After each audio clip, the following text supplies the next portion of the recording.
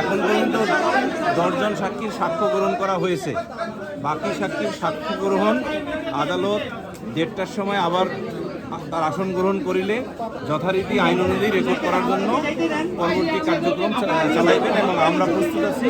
যতজন সাক্ষী উপস্থিত আছেন তাদের সাক্ষ্য গ্রহণের জন্য আমরা উপস্থাপন করব। 10 জনের সাক্ষ্যে মূলত কি বেরিয়ে আসবে? এইটা এখন বলা যাবে না, কারণ আদালতের সাক্ষ্য গ্রহণ রেকর্ডেড হয়েছে। সমাপ্ত হওয়ার পর যখন আমরা আর্গুমেন্ট করব তখন আপনারা বুঝবেন।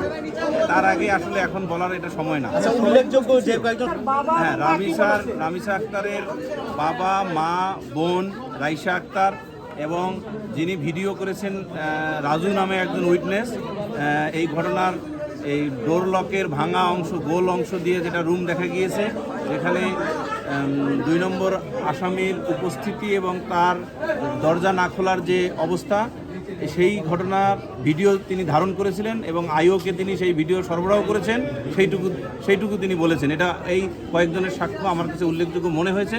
শামা নামে একজন সাক্ষ্য দিচ্ছিলেন যে জানলা দিয়ে সোহেলকে, হ্যাঁ, সেটা দিয়েছেন এবং আপনারা শুনেছেন। শেখ আবু শামা, উনি ওনার বাসার পাশের বাসার থেকে যখন নাস্তা করেছিলেন তখন দেখেছিলেন যে আসামি সোহেল রানা এই জানলার গ্রিল ভেঙে নামতেছেন এবং পরে ভিডিওতে দেখে উনি প্রথম চেনেন নাই, পরে চোর বলে করেছেন। পরে যখন ভিডিওতে গ্রেপ্তারকৃত আসামি সোহেল রানাকে দেখেন তখন উনি আইডেন্টিফাই করেন যে সেই সোহেল রানা যিনি জানালার গ্রিল দিয়ে পালিয়ে গিয়েছিলেন, যাকে দেখে পালানো দেখে উনি চোর বলে চিৎকার দিয়েছিলেন।